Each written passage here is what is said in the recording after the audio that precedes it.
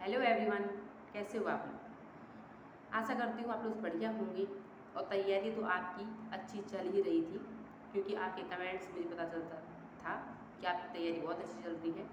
और मेरी तैयारी तो अच्छी चल ही रही थी। मैंने आप लोगों को इतनी पब्लिक के सामने ओपन कर रखा था कि मैं किस प्रकार से, कब मेरा टाइम रूटीन रहता है, क्या रहता है और कैसे मैं अपनी पढ़ाई करती हूँ। सबसे बड़ी बात, लेकिन जो तैयारी अच्छी नहीं थी तो वो थी हमारी यूके ट्रिपल एससी की। मैं यूके ट्रिपल एससी में अपने वीडियो के माध्यम से, क्योंकि इससे पहले वीडियोज़ नहीं बनाती तो अभी वीडियोज़ बना रही हूँ, तो इसके माध्यम से पूछना चाहती हूँ। सवाल थोड़ा टेढ़ा है कि जो उन्होंने पेपर बनाया तो वो किसी, होता ना आदमी जब सो के उठता है या तो कुछ नशे में रहता है या कुछ मतलब कि ऐसे बना देता है कि चल ना पेपर बना रहे हैं। तो ये 3 ऑप्शन ही उनके पास हो सकते हैं। या तो सो के उठे हैं, सो के उठते पेपर बनाया और चल छाप दे पर्चियाँ, चलो छापो भाई। बहुत सारे 52,000 बेरोज़गार पड़े हुए हैं और उनको जो है पर्चियाँ बाँटो और अपना खेल तमाशा करते रहो। दूसरी बात कि कोई नशे में होता है इंसान तो वो ऐसी हरकतें करता है। अब इसमें आप लोग मतलब बहुत सारे लोगों का इसमें पेपर अच्छा जाएगा, 1500 टीचर इसी में चुने जाएंगे। लेकिन कौन से टीचर चुने जाएंगे ये तो वहाँ पे जिसने अपनी सूझबूझ से काम लिया होगा। आपने पेपर कैसे बनाया था?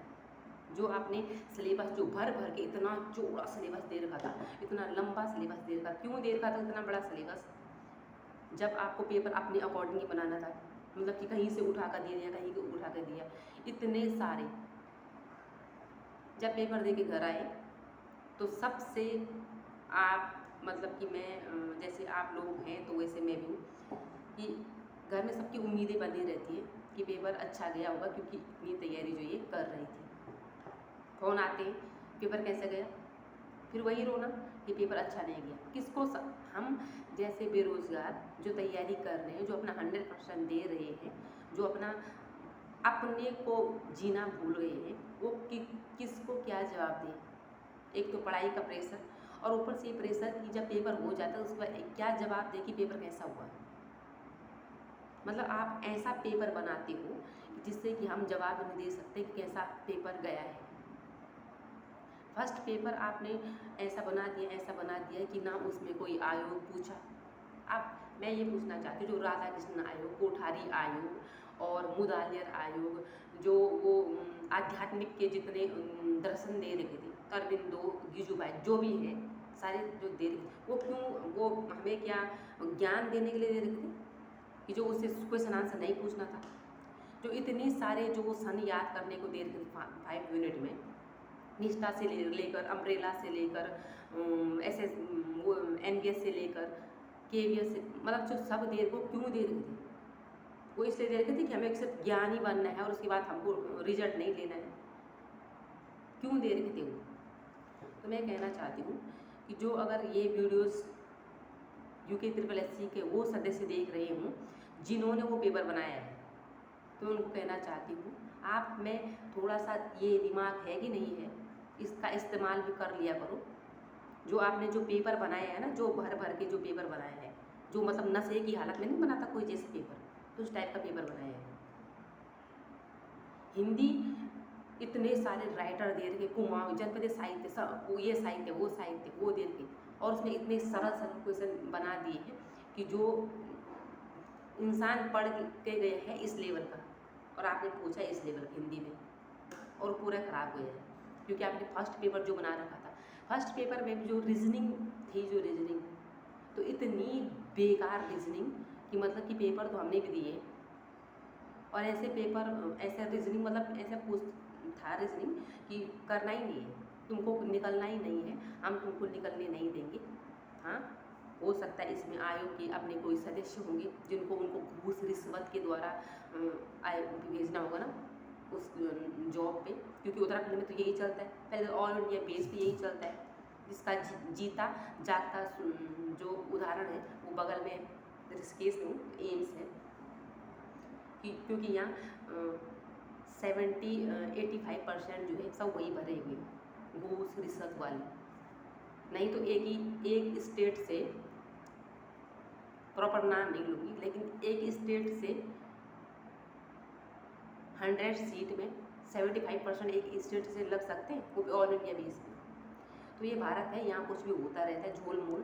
दूसरा, अगर आपको हमें नौकरी नहीं दिलानी है तो पहले ही साफ शब्दों में कह दो कि नौकरी नहीं देंगे। ऐसे टेढ़े मेढ़े पेपर मत बनाइए, लोग दूसरा रोजगार चुन लेंगे। मतलब एज की भी एक सीमा होती है, कितनी एज चली गई है और उसमें हम यही पेपर देते रह जाएं। जो पेपर अभी पिछली बार बना था, इससे पहले LT का 2020-21 वाला, तो उसमें कम से कम सिलेबस तो जो सिलेबस बना रखा था उसके अकॉर्डिंग तो पूछ रखा था। इस बार तो इन्होंने ऐसा सिलेबस बना रखा है कि जैसे कि दूसरी बार मुझे बहुत सारे कमेंट आ रहे थे मेरे व्यूअर के कि आपका पेपर कैसे गया है। पेपर अच्छा आया ही नहीं था जो अच्छा वो जा सके। और मेरा पेपर मैं क्या बोलूँ, मतलब बहुत ही बेकार गया है, बोलने में भी अच्छा नहीं लग रहा, क्योंकि 3-3 बजे 2-2 बजे ऐसे उठ करके अपनी नींदें ख़राब की है मैंने। और किसको जाके बताऊँ, घर वालों को क्या बताऊँ, किसको, मतलब अपने अंदर की जो भावनाएं होती हैं किसको बताएं कि हमने मेहनत की थी लेकिन निकले नहीं। और मैंने सब पूछूँ तो मैंने आंसर की किसी से मिलाई भी नहीं। मैंने थोड़ा बहुत दिल्ली IAS अकेडमी वाले सर के यहाँ से देखा था, तो उसमें सर जितना बता रहे थे हिंदी में भी मेरे बहुत सारे गलत जा रहे थे, मतलब इवन ऐसे गलत जा रहे थे जो बहुत सरल हैं। मैं फर्स्ट पेपर को देख के इतना वो हो गई थी, मेंटली टॉर्चर कह सकते हैं उसको, ऐसा हो गई थी कि मैं हिंदी के मैंने सरल क्वेश्चन गलत कर दिए। और मिलाने वाले क्वेश्चन तो इतने दे रखे, और मिलाने वाले में भी ऐसे कर रखा, क का आपने देखा होगा, सबने नोट किया होगा, 1 2 3 करते हैं वो नहीं किया, क ख ग घ किया। और उसमें भी वैसे ही सेम टू सेम वहाँ भी दे रखा आंसर में भी, कि ताकि ये भ्रमित होते रहें और अनंत वहीं लगे रहें। चलो ये तो उनकी एक प्लानिंग हो सकती है, कम से कम ये प्लानिंग तो उन्होंने की। दूसरी बात ये कि मतलब अगर आपको ऐसा पेपर बनाना है तो मत बनाइए, जो जिस पद पे आप हैं, जो ये पेपर बना रहे हैं जिस पद पे हैं वहाँ से इस्तीफा दे दीजिए। बताऊँ क्यों? क्योंकि हमारे पास 52,000 जो युवा थे उनमें इतने इंटेलिजेंट बच्चे होंगे जो कि इससे अच्छा पेपर बना सकते हैं, बहुत ही अच्छा पेपर बना सकते हो, क्योंकि पढ़ के ना बाल सफ़ेद हो गए सर के, तो बहुत अच्छा पेपर बना सकते हैं। ऐसे अयोग्य व्यक्ति जो घूस रिश्वत खा के मुझे लग रहा आयोग में बैठे हुए होंगे, जो कि पेपर बनाना जिनको आता नहीं होगा।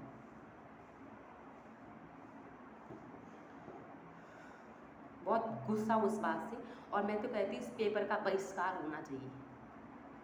मतलब इन्होंने सोच क्या रखा है युवाओं को। मैं अपनी बात करती हूँ, चलो हम ये बोलेंगे कि हमारा घर है, बच्चे हैं, शादी हो गई, लेकिन जो युवा 30-30, 35-35 साल तक जो तैयारी कर रहे हैं और अपनी लाइफ के मतलब कि आधा जीवन तो उन्होंने जो एक होता है युवा का, वो तो सारा दे दिया पढ़ाई में कि हमारा जीवन भविष्य आगे अच्छा होगा। कितना जीवन बचा हुआ आगे जो अच्छा होगा? जो अच्छा जीवन था वो तो खराब कर दिया तुमने, क्योंकि पेपर अच्छा बनाते हो नहीं, जो बनाते उसमें रिश्वत लेते हो। और दूसरा, मतलब किसी भी स्टाफ में, और आजकल उन्होंने एक और स्कीम निकाल रखी है कि जो संविदा कर्मी है ये है उनको सरकारी कर दो। चलो उन्होंने बहुत साल की सेवा दी है, ये भी गलती सरकार की है कि वो बहुत साल की सेवा देने के बाद जो उनके लिए कोई प्रावधान नहीं है। पहले तुमने खुद गेस्ट टीचर भरे, फिर उनको निकालने का प्रावधान निकाला, लोगों का भविष्य खराब किया। अब उन गेस्ट टीचरों को उतनी सैलरी नहीं दे रहे, उतनी इज्जत नहीं दे रहे, तो वो भी आंदोलन के लिए उतरेंगे, क्योंकि आपने ही उनको भरा हुआ, ये सरकार ने भरा हुआ। आयोग हो, सरकार हो, और ये जितने भी अधिकारी सब मिले हुए हैं, सबकी मिली भगत है कि मतलब कि या तो पेपर डिले कराओ, ठीक है, पेपर डिले नहीं होता तो पेपर पैटर्न ऐसा बना दो कि ये मतलब ढूंढते रह जाए, निकलते रह जाए और कुछ हो न हो। दूसरी सबसे बड़ी बात कि UKSSC ने, वो कहते हैं ना कि सिक्योर, गढ़वाली में बोलते हैं कि सिक्योर, बहुत सारे लोगों को पता होगा इसका मतलब, कि दूसरे को देख करके नकल करना। तो यही नकल कि जो दूसरा कर रहा है वही मुझे भी करना है बस। अब वो क्यों कर रहा है, किस बेस पे कर रहा है, वो कुछ नहीं। KVS का जैसा पैटर्न बनाया है, NVS का जैसा पैटर्न बना रखा है। लोग बोलते हैं KVS में धांधली होती है, लेकिन कम से कम ये तो है उसमें धांधली होती है, कम से कम ये तो है कि उसमें पैटर्न टू पैटर्न पेपर तो आता है सिलेबस के अनुसार। इससे पहले मैं KVS का दिया तो सिलेबस टू सिलेबस पेपर आया था।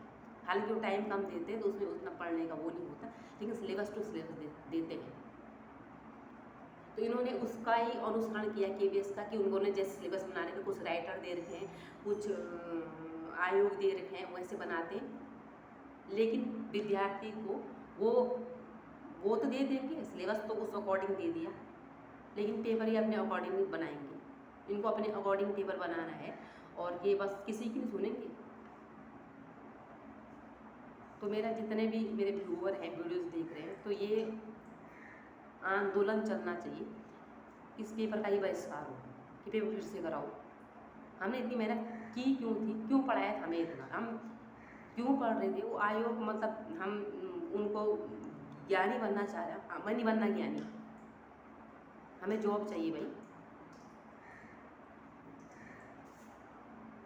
और बहुत गुस्सा हूँ मैं सबसे, इससे ये हूँ कि मैं कहीं घूमने नहीं गई बाहर। घर वालों से पिछले 2 महीने से बात बंद थी कि उनके फ़ोन नहीं आते थे कि नहीं वो पढ़ाई कर रही है, नहीं बात नहीं करनी है, बात नहीं करनी, वो पढ़ाई कर रही है, ठीक है, कि ये पढ़ाई कर रही है, बात नहीं करनी है।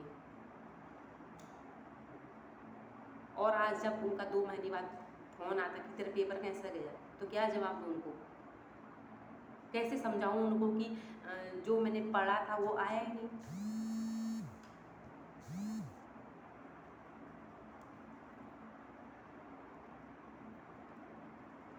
तो मैं कुछ ज़्यादा बोल भी गई होंगी, और मुझे लगता है मैं वीडियो के माध्यम से कुछ ज़्यादा नहीं बोली होंगी। अगर मैं कहीं रैली में होती और कहीं होती तो वो बहुत ही गुस्सा हूँ, और मतलब अगर कहीं आयोग के पास और हाथ धरना देने की बात आई ना, तो मैं तैयार हूँ। क्योंकि यार हमने इतनी पढ़ाई की थी, मतलब आप लोगों ने देखा होगा वीडियो में मुझे, मैंने बात में वीडियोस भी नहीं बनाई, कि अपने आप को भूल चुके, अपनी शकल को भूल चुके, अपना बाहर जाना भूल चुके, अपने बच्चों को जो साथ में थे तो वो उनको भूल चुके कि तुम खुद एडजस्ट करो, क्या हम पढ़ाई कर रहे हैं। अब किसको क्या जवाब दें? परिवार में इतने सारे लोगों का सवाल कि बहुत पढ़ रहे थे, बहुत ये कर रहे थे, किसको क्या जवाब दें? मतलब अंदर से दिल ऐसा हो रहा ना कि मतलब कि किसको बोलूँ। आज तो कम से कम मैं वीडियोज़ बनाती हूँ, तो अपनी वीडियोज़ के माध्यम से आप लोगों से अपनी बात शेयर कर रही हूँ, क्योंकि आप लोग इस बात को समझते नहीं, क्योंकि आप लोग तैयारी कर रहे हैं। लेकिन जो 3rd% तैयारी नहीं कर रहा है तो इस बात को कभी नहीं समझ सकता है कि क्या बीत रही होगी हमें। मतलब लगा लो लाइफ का आधा हिस्सा मैंने इस पढ़ाई को दिया है, और क्या मिला बदले में मुझे?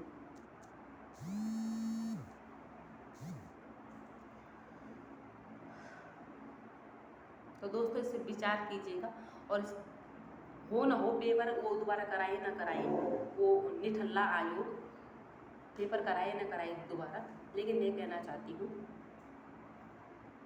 कि कम से कम आगे जो पेपर वो कराने वाले होंगे उसमें वो सचेत तो रहे कि हमें पैटर्न के अनुसार जो पेपर बनाना है। कम से कम जो बच्चा पढ़ करके जाए वो आए तो, अरे तुम्हें 100% नहीं वैसा पेपर बनाना है, कम से कम 50% पेपर तो बनाओ वैसा।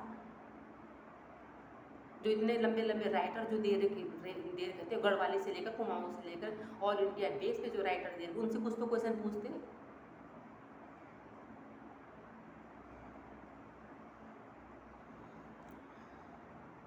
बहुत मतलब, और मैं ये भी बोल रही हूँ कि बहुत सारे लोग ये कमेंट करेंगे कि इस पेपर में इसकी 1500 लोग जो है टीचर बनेंगे, वो बनेंगे, किसी ने अपनी समझ का वहाँ पे अच्छा काम किया होगा, वो बनेगा, और बाकी कमेंट भी करूँगी, क्योंकि बाकी तो वही बनेंगे ना आयोग के जो चहेते होंगे, जो 20-20, 25-25 लाख रुपए उनको पैसे देंगे। मैं ये कहती हूँ 20-25 लाख हमसे भी ले लो, जब पैसे ही लेन देन करना तो ऐसे किया करो ना कि पेपर मत कराया करो, सीधा परीक्षा हॉल में बोला करो कि भाई जिस चीज़ को नौकरी लग रहा है 20-20 लाख भी लाया करो और हमें आपको नौकरी देंगे। जहाँ तक ये कोचिंग संस्थान की बात, तो उन्होंने हमें अच्छा पढ़ाया था, डेली आइस एकेडमी वाले सर का भी जो वीडियो जाया था, उन्होंने हमें अच्छा पढ़ाया था। उनके पढ़ाने से हम जो है एक संतुष्टि हुई थी। हमने कोर्स लिया, वो हमारी अपनी पर्सनल चॉइस थी, कोर्स लिया, कोर्स वालों ने अच्छा पढ़ाया, लेकिन पेपर बनाने वाले ने मतलब कि ना अपने मन की कि तुम्हें कुछ बनने ही नहीं देंगे हम। बहुत दुखी हूँ और बहुत मतलब मैं वीडियो के माध्यम बता नहीं पा रही कि मुझे कितना गुस्सा अंदर से आ रहा है। अगर मैं किसी आंदोलन में होती ना तो वहाँ पे मैं बताती, और वो अधिकारी अगर मेरे सामने होते जिन्होंने पेपर बनाया है, तो जितना मुझे नॉलेज है तो शायद मैं उनका जो उनको नॉलेज है ना पेपर बनाने का, तो पूरा नॉलेज उनको मैं बराबर कर देती।